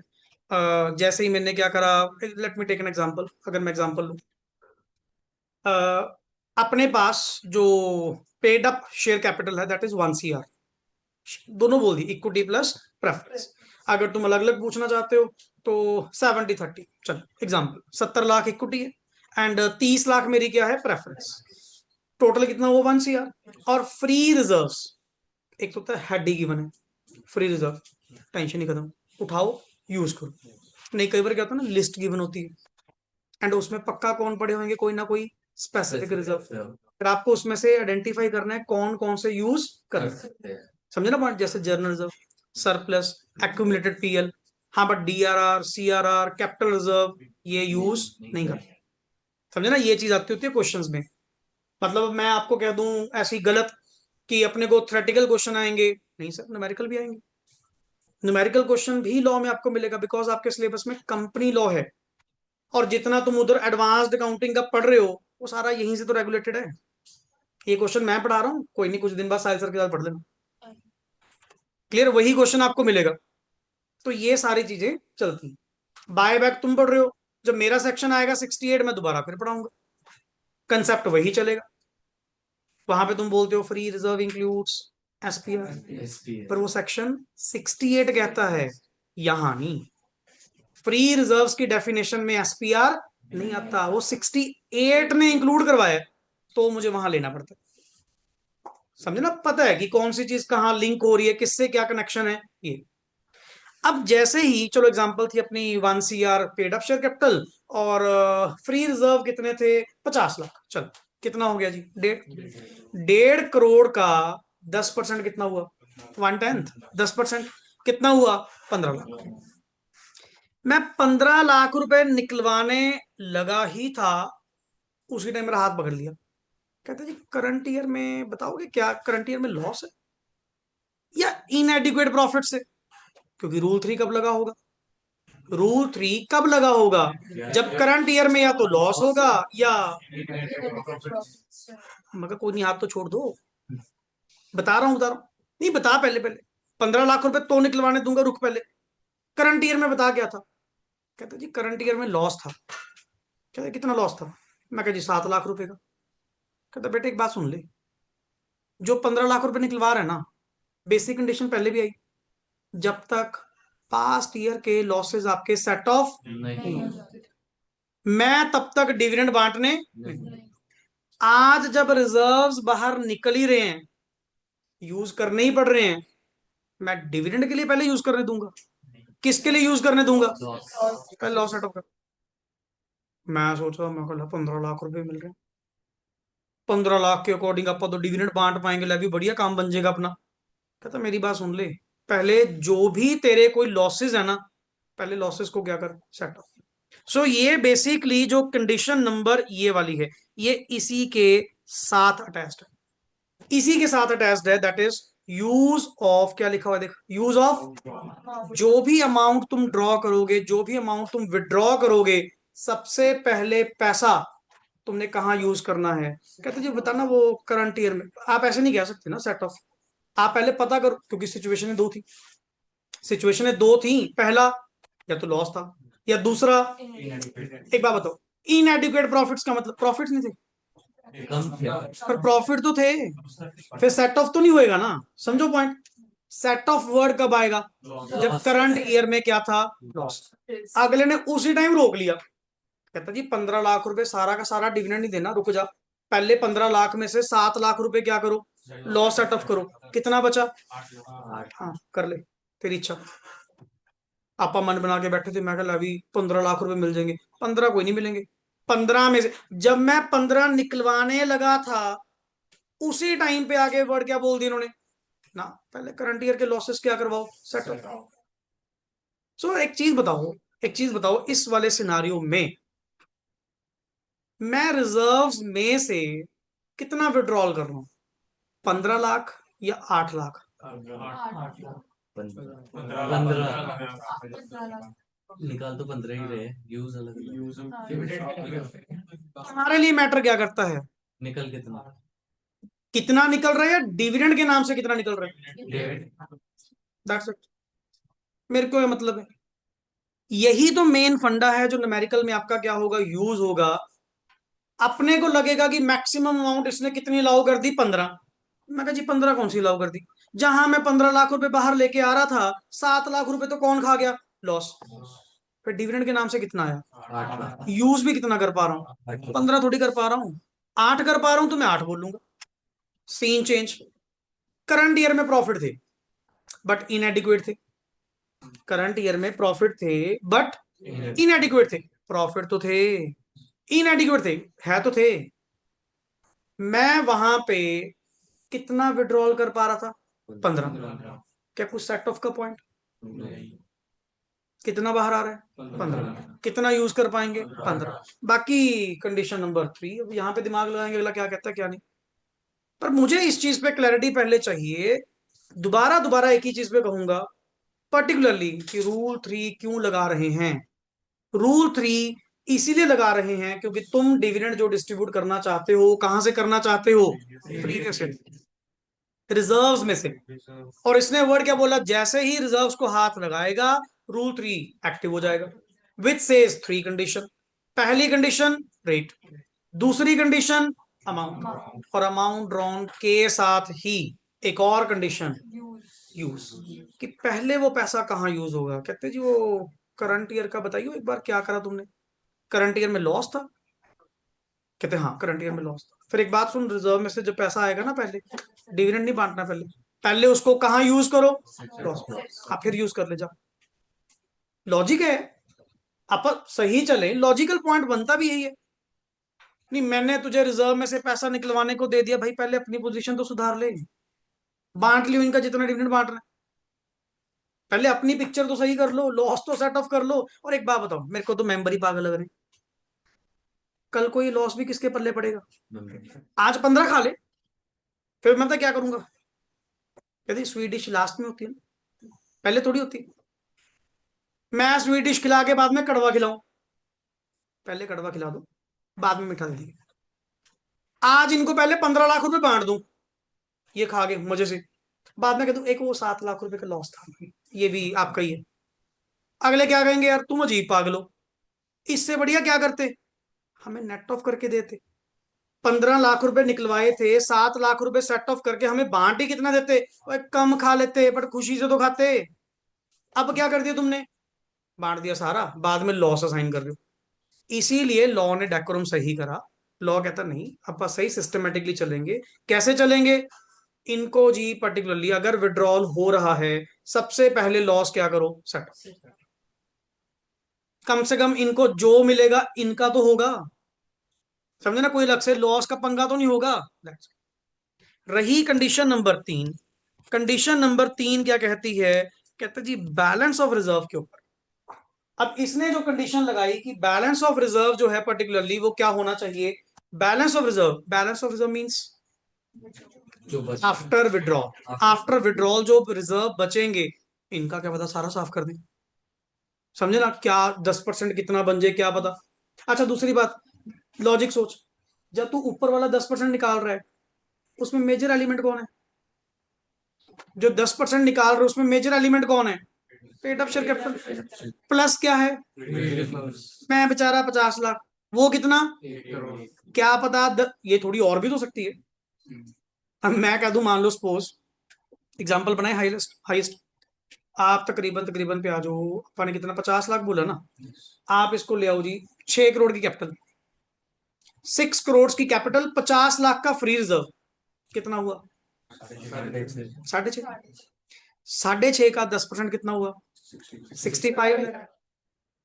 65 लाख कंडीशन नंबर 2 अलाउ कर रही है, निकलवा लो। नहीं कहां से निकलवाएगा? रिजर्व कितने? 50। समझ रहे ना पॉइंट? आप ऊपर जो रेशो लगा रहे हो ना 10%, उनमें दो चीजें, और यहां मैं बैलेंस किसका कह रहा हूं? आफ्टर विड्रॉल जो रिजर्व में मिनिमम इतना बचना चाहिए। तुम्हारा क्या भरोसा, तुम सारा खा जाओ, क्या पता कंडीशन नंबर 2 तुझे इतना अलाउ कर दे, तुम सारा विड्रॉल कर लो। भाई तुम्हारा मैक्सिमम मेरा मैक्सिमम थोड़ी होएगा, दोनों में फर्क होगा। कहता ना जी मेरे को तो मिनिमम इतना बैलेंस चाहिए, देख सिंपल सी बात है, इसमें कोई गिले शिकवे नहीं। मेरे को मिनिमम रिजर्व्स में निकलवाने के बाद, दोबारा निकलवाने के निकालना कितना है कौन बताएगा? कंडीशन नंबर 2 वो बताएगा कितना निकालना है। मैं कह रहा हूं निकालने के बाद रिजर्व्स का बैलेंस, रिजर्व्स का balance shall be minimum of this, minimum इतना छोड़ना है मेरे पास में, बाकी ले जा, सारा ले जा, पर मिनिमम इतना छोड़ना है। पढ़ो word, the balance of reserves after such drawal, yes please, shall not fall below 15% of its paid up share capital as per the latest audited low financial जी, मैंने तो कंडीशन लगा दी, पहली दो में क्या लगा दिया, मैक्सिमम, लास्ट वाले में क्या लगा दिया, मिनिमम। कारण दोनों अलग अलग चीजें। सो यहाँ पे वर्ड क्या आया, कहते जी मेरी बात सुनो, अच्छा मेरी एग्जांपल सुन, मेरी एग्जांपल क्या थी, अपने वाले में पेड अप शेयर कैपिटल कितनी थी, 1 CR, और 15% ऑफ किसका लिखा हुआ है, सिर्फ paid up share capital. Paid up share capital कितनी थी, 1 CR।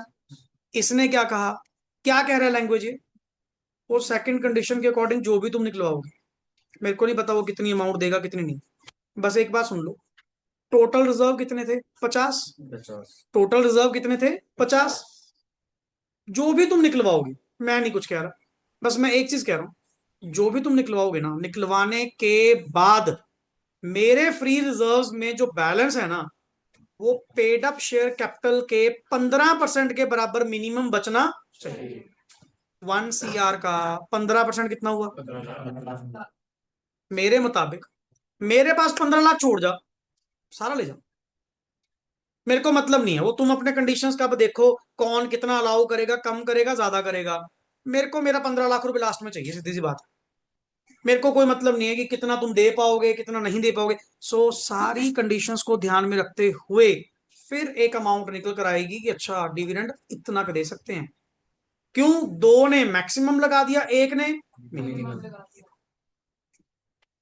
अब इसमें अगर तुम्हें मैं थोड़ा सा लेकर आऊं पॉइंट, एक एग्जांपल, और ये रूल 3 का कंप्लायंस किसके ऊपर एप्लीकेबल नहीं है, सर गवर्नमेंट कंपनी के ऊपर एप्लीकेबल नहीं है, in which the entire paid up, entire, इसको लिख ले 100% गवर्नमेंट कंपनी,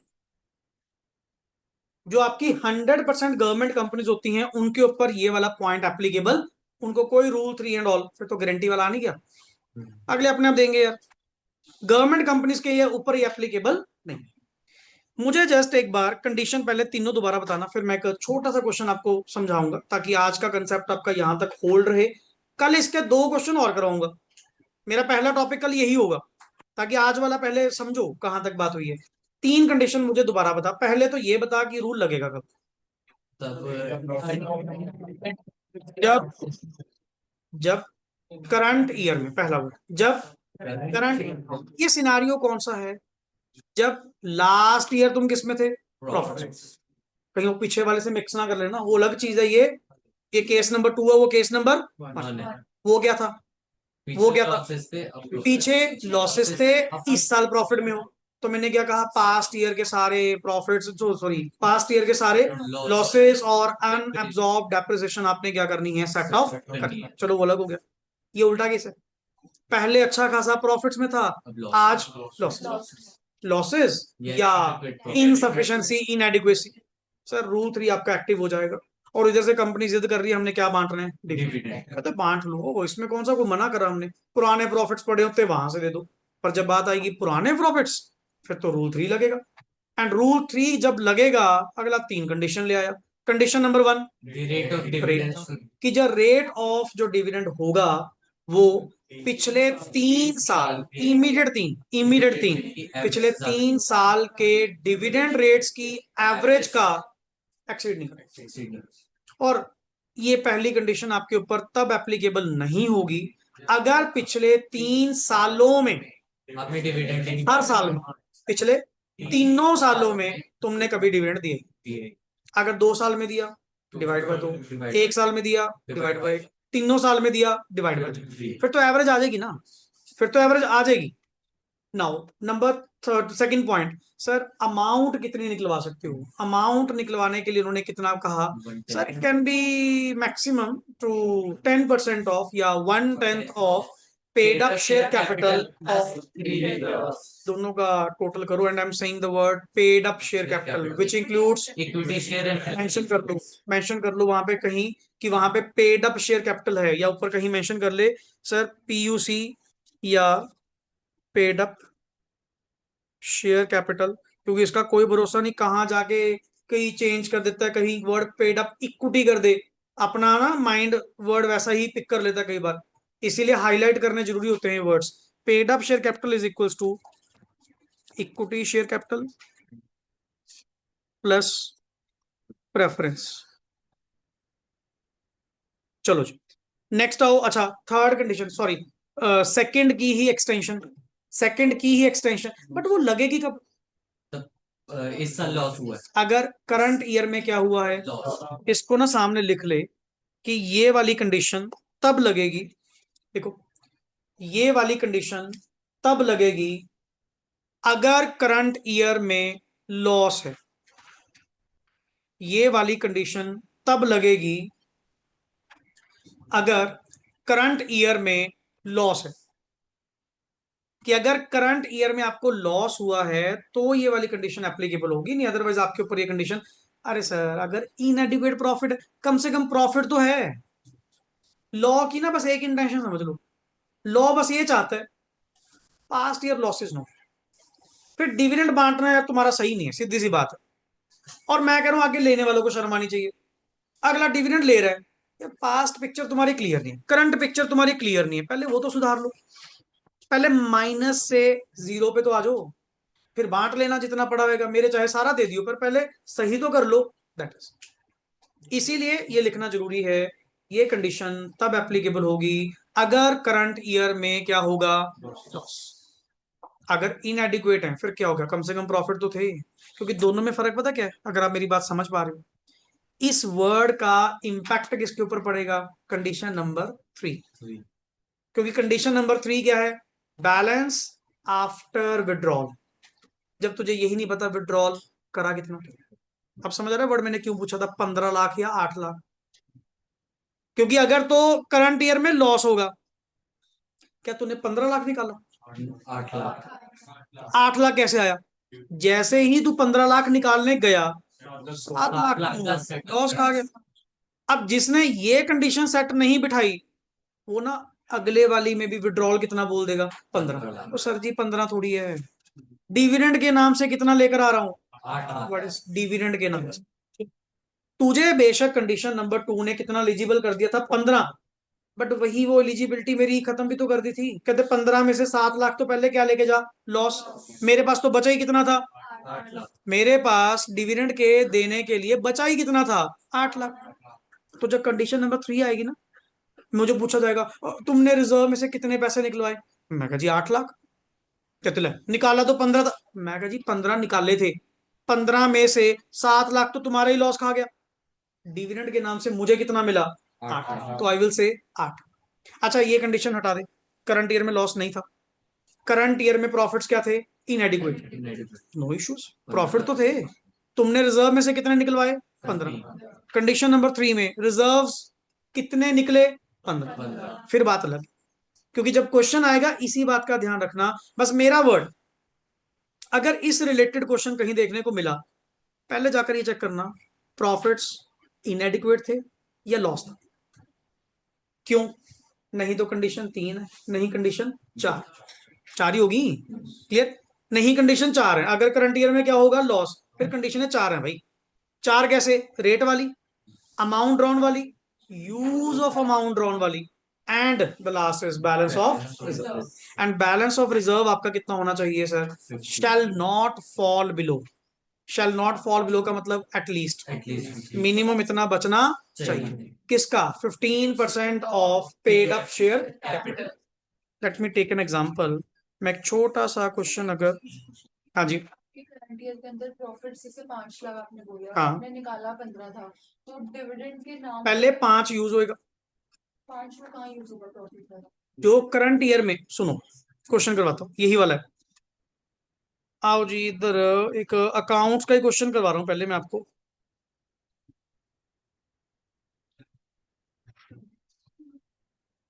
ये राज,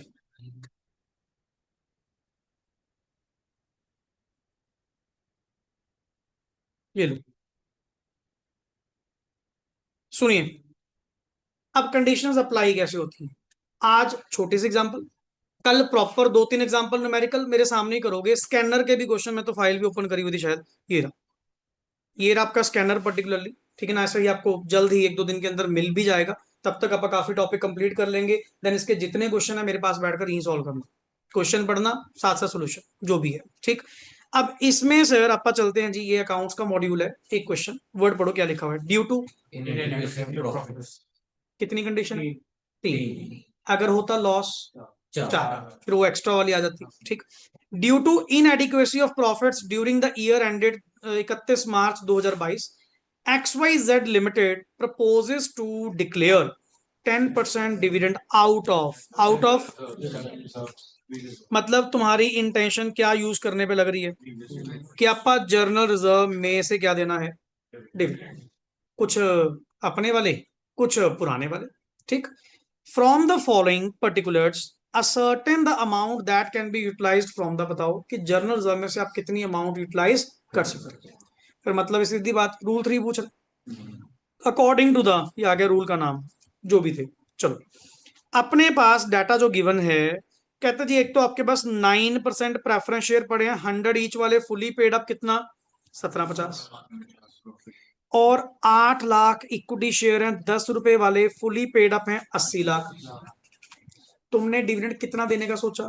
10% सोचा। अभी देखेंगे क्योंकि इनएडिक्वेट है। चलो तुम्हारी सोच कितनी है? 80 लाख का 10% कितना हुआ? 8 लाख। कि आपा इनको कमिट करना है जी, आपा 8 लाख रुपए डिविडेंड देना है। अब ये देखना कि दे पाएंगे या नहीं। नो। जर्नल रिजर्व कितने पड़े हैं जी? 25 लाख। कैपिटल रिजर्व कितने पड़े हैं? 3 लाख। रीवैल्यूएशन रिजर्व कितना पड़ा है? 3.5। अब पॉइंट ये, और करंट ईयर के, करंट ये कौन सा है? Current year. ये कौन है? पीवाई। बट क्या पीवाई में सारे लेंगे? नहीं सिर्फ बिकॉज दिस इज, ये तो आएंगे नहीं। समझे पॉइंट जो मैं आपको कह रहा था कि स्प्लिट करके देगा। अच्छा, करंट ईयर में प्रॉफिट कितना है? 3 लाख मेरे साथ लॉजिकली चलना ध्यान से। एवरेज रेट, कंडीशन नंबर 1 पहले बता रहा हूं। एवरेज रेट पिछले 3 साल का कितना निकल कर आ रहा? 12 तुम तो कह ही कितना रहे हो? 10%। पार जी। कंडीशन नंबर 1 पार। बस लिख के दिखा देंगे एज पर दैट एवरेज होनी चाहिए, एवरेज से कम होना चाहिए या बराबर होना चाहिए। ये तो पहले ही 10 कह रहे हैं। एवरेज जबकि 12% की आ रही है। चलो अच्छा, तुझे अमाउंट कितनी देनी है? 80 लाख का 10%। तेरा माइंड चल रहा है कितने देने हैं? मेरे पास ये किनको देना तुमने? 8 लाख किनको देना है? members कौन से members? equity shareholder share holder बोलो, मेंबर्स नहीं। शेयर होल्डर्स किनको देना है? इक्विटी वाले। मेरे पास करंट ईयर में कितने प्रॉफिट्स अवेलेबल? 3 लाख मेरे पास करंट ईयर में कितने प्रॉफिट्स अवेलेबल? मेरे पास करंट ईयर में कितने प्रॉफिट्स अवेलेबल हैं? 3 लाख। नहीं सोचो। inadequate loss देगा 9 गलत। Particularly no no no no no, मेरे को तो दिखेगा। मेरे पास करंट ईयर में कितने प्रॉफिट्स अवेलेबल हैं फॉर इक्विटी शेयर होल्डर्स? अभी भी नहीं समझे यार, हद है यार। फिर तो आंसर ही रिवील करना पड़ेगा। प्रभु जी, डिविडेंड किसको देना है? कल्ले इक्विटी को। कल्ले इक्विटी को उनको कौन देगा? सीधा 3 लाख रुपए उठा के किसके लिए यूज कर लोगे? इक्विटी के लिए। या तो फिर ये वर्ड ना बोला करो। ये वर्ड क्या लिखा हुआ है? Why they are called as preference. पहले मिलता पहले पैसा इनको नहीं देंगे। कितने के हैं? 17.5। 17.5 लाख पे मेरी नजरों ने पकड़ लिया वर्ड करंट ईयर में प्रॉफिट 3 लाख है। तो मुझे प्रॉफिट नहीं चाहिए, मुझे वो प्रॉफिट चाहिए जो available for equity, equity share holders के लिए जो अवेलेबल होगा। अब एक बात बता, इसका 9% तो कौन खा गया? प्रेफरेंस। preference कितना हुआ? 1 3 लाख में से 1,42,500 तो कौन ले गए? Preference dividend. कितना बचा? कितना बचा? 42 अच्छा ये बचा है, वो कितना आ रहा है? 157 500 157 500 मेरे पास कितना बचा? 142.5 ये बताओ ना। This is the profit available for equity. वो ऐसे ही खेल खेलेगा। अल्लाह कहता जी अकाउंटिंग भी साथ में चेक तो कर ले। आप कहोगे आज लॉ का पेपर नहीं था, ये साले न्यूमेरिकल पे आ गए। इनका कोई भरोसा नहीं है। आप तो अपना दिमाग लगाओ। पर्टिकुलरली मैं पूरा टॉपिक आपका किसके लिए पढ़ रहे हैं? इक्विटी वालों के लिए, क्योंकि प्रेफरेंस वालों को तो क्या फिक्स है। बट ये वर्ड क्या बोलकर गया सर, ये तो पैट है, प्रॉफिट आफ्टर टैक्स। फिर इसके बाद कौन बैठे हैं? प्रेफरेंस वाले नहीं बैठे। प्रेफरेंस वालों को देने के बाद जो आएगा that profit is available for किसके लिए? इक्विटी। कितना आया? 1,42,500। मैं कितना सोच रहा हूं देने का? 8 लाख। 8 लाख में से इतने के पैसे का जुगाड़ तो है, करियो माइनस।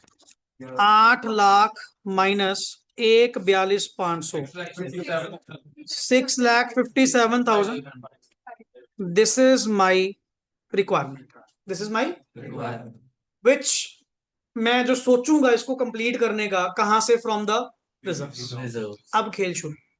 पहले यहां तक पहुंचे सारे, बताओ जी। लास्ट पिछले दिन ऑल सारे डन। यहां तक पर्टिकुलरली अपन ने अभी तो प्रॉफिट निकाल रहे हैं कि मेरे पास अवेलेबल क्या है और मेरी रिक्वायरमेंट क्या है। बाकी अपन देखते हैं कहां तक पहुंचेगी बात। कंडीशन नंबर 1 तो सेटिस्फाइड होगी, क्योंकि एवरेज रेट कितना था? 12। मैं तो 10% ही कह रहा हूं साइड।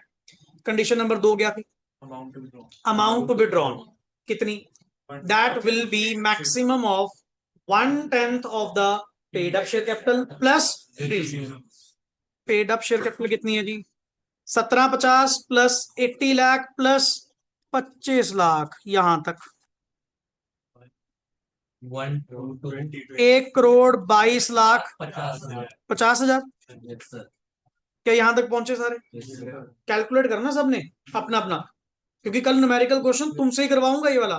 तभी आज एक एग्जांपल समझा रहा हूं कि अपना माइंड मेकअप कर लो कि मतलब इस लेवल का आपका कल बात करनी है। सर पीयूसी प्लस एफआर कितने आए? 1,22,50,000, जिसका 10%। 12,25,000।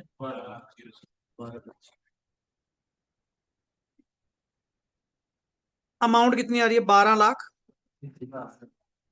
क्या करंट ईयर में कोई लॉस था? एक्स्ट्रा कंडीशन नहीं लगेगी। उल्टा एक बात था, ये मुझे कितना अलाउ कर रहा है?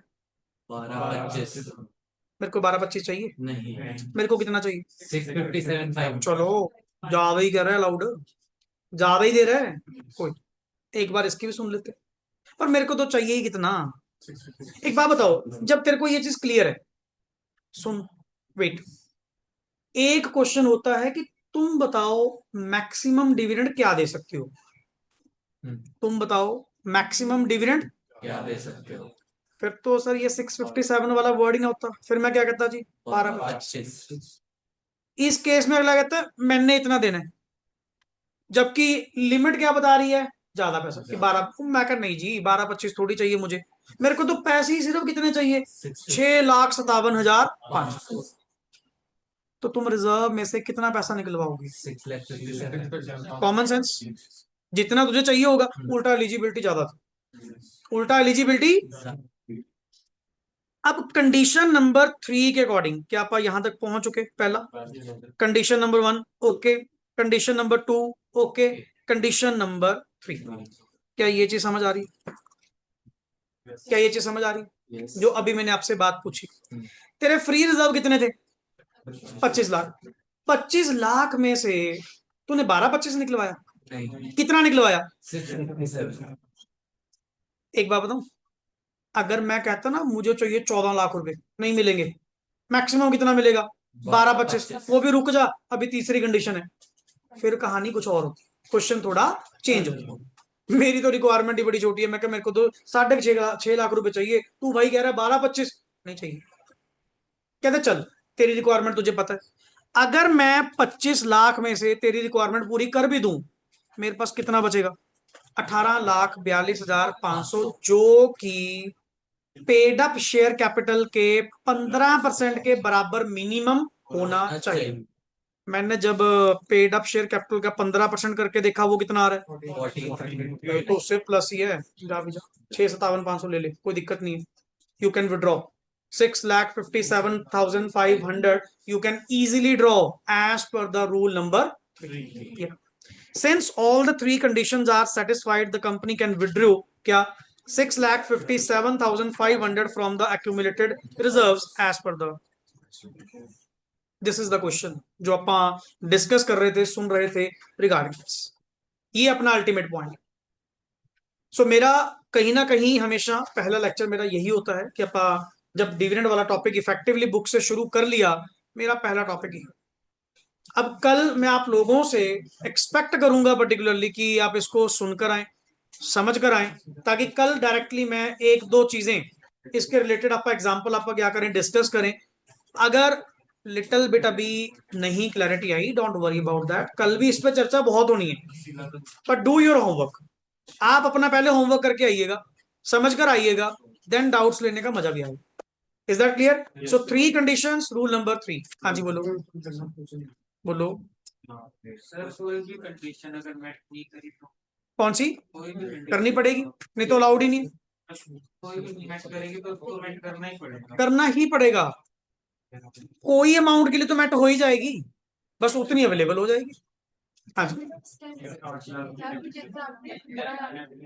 हाँ वेट भाई, जस्ट एक मिनट.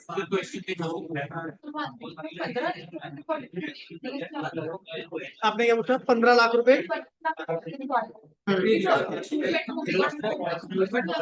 एक मिनट वेट भाई, वेट.